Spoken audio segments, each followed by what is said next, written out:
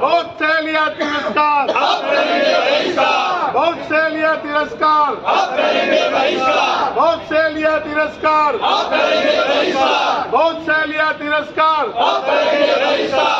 No NPA, no बीमा, no NPA, no बीमा। करते हम खबरदार है, करते हम खबरदार है, करते हम खबरदार है। आरबीआई जिंदाबाद, आरबीआई जिंदाबाद, आरबीआई। हम सभी उदयपुर ज़िले के पशु चिकित्सक हैं और हमारे राज्यव्यापी एसोसिएशन के आह्वान पर हम नॉन प्रैक्टिस अलाउंस की मांग को लेकर आज 18 तारीख से बेमियादी हड़ताल पर जा रहे हैं। हमारा नॉन प्रैक्टिस अलाउंस की जो मांग है 2 दशकों पुरानी मांग है और पूर्व में भी इसको लेकर 2 दशकों से आंदोलन चल रहे हैं।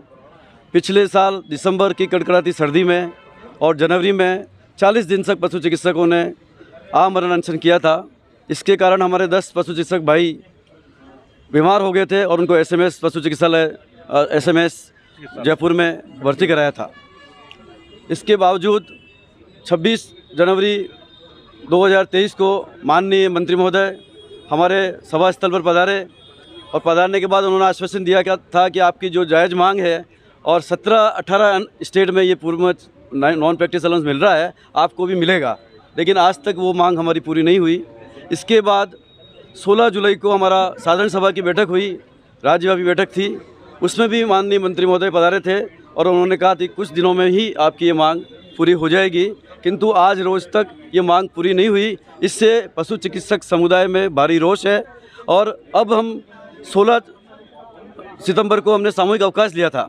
उस दिन भी हम उम्मीद कर रहे थे कि राज्य सरकार इस घोषणा को कर देगी, किंतु अभी तक इस घोषणा को नहीं करने से पशु चिकित्सकों को मजबूरी में आज से बेमियादी हड़ताल पर जाना पड़ रहा है।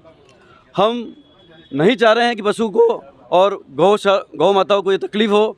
अभी माननीय मुख्यमंत्री महोदय ने भीलवाड़ा के अंदर कामधेनु बीमा योजना का श्री गणेश किया था। इससे किसानों को बहुत बड़ा फ़ायदा होने वाला है, लेकिन पशु चिकित्सकों की इस मांग को पूरा नहीं करने से हम इसमें सहयोग नहीं कर पा रहे हैं।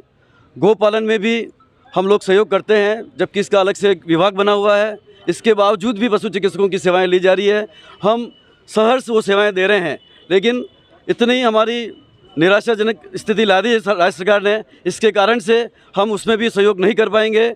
इस कार्य में हमारे वन्य जीव से संबंधित जो चिकित्सक हैं वो भी जुड़े हुए हैं, डेयरी से जुड़े हुए हमारे पशु चिकित्सक साथी हैं वो भी जुड़े हुए हैं।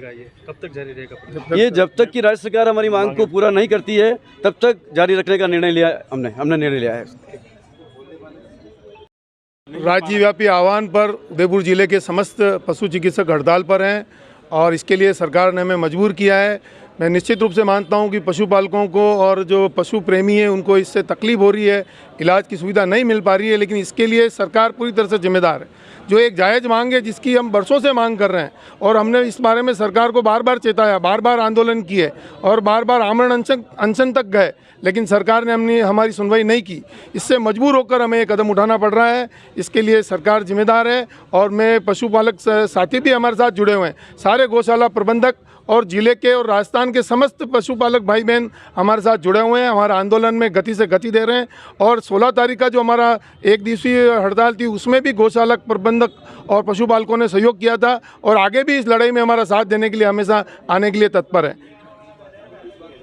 सर्वांगीण विकास में पशुपालन का बहुत ही महत्व है, ये हम सब जानते हैं, आप सब भी जानते हैं। अगर देखा जाए तो पूरे देश में दूध उत्पादन में राजस्थान प्रथम है, ऊन उत्पादन में प्रथम है। निसंदेह ये पशुपालकों की और राज्य सरकार की जो योजना है उसका परिणाम है। लेकिन साथ ही साथ कहीं ना कहीं ये जो पशु चिकित्सक है जो रात दिन काम करता है, जो पशुओं के साथ काम करता है और जो राज्य सरकार की महत्व या लाभान्वित योजना है वो पशुपालकों के द्वार तक पहुंचाता है। और ऐसे पशु चिकित्सकों का जो उनका अधिकार है और पिछले 20 वर्षों से जिनकी वो मांग कर रहा है कि वो एनपीए उनको मिलना चाहिए। तो राज्य सरकार से हमारा यही निवेदन है, आग्रह है कि हम आपके कार्यक्रम योजनाओं को जन जन तक पहुंचाना, पशुपालकों के द्वार तक पहुंचाना, जैसे कि मुख्यमंत्री महोदय ने कहा था कि आने वाले समय में हम पशुधन में भी पूरे देश में प्रथम आना चाहते हैं, अभी द्वितीय स्थान पर है। तो ये सभी हम भी चाहते हैं, लेकिन ये तभी संभव है जब पशु चिकित्सकों की भी जो जायज़ मांग है, जो उनका अधिकार है, जो देश के अन्य राज्यों में जो 17 राज्य हैं वहाँ पे ये एनपीए मिल रहा है, तो राजस्थान इससे अछूता क्यों? राजस्थान में जब मुख्यमंत्री महोदय, माननीय मुख्यमंत्री महोदय, सारे जितने भी हमारे यहाँ पर विविधाएं या जितने भी सेक्शन हैं, सबको वो कुछ ना कुछ बेनिफिट दे रहे हैं, तो पशु चिकित्सक को इससे अछूता क्यों रखा जा रहा है? तो हमारा सबका यही निवेदन है कि हमारे को एनपीए दिया जाए। इस कारण से हमने राज्यव्यापी, उदयपुर जिले में नहीं अपितु पूरे राजस्थान में समस्त पशु चिकित्सकों ने ये एक अनशन किया, हमने यहाँ पर आंदोलन किया है और उनसे ये निवेदन करना चाहते हैं कि शीघ्र से शीघ्र हमारी मांग पूरी करें, अन्यथा हमारा ये आंदोलन जारी रहेगा।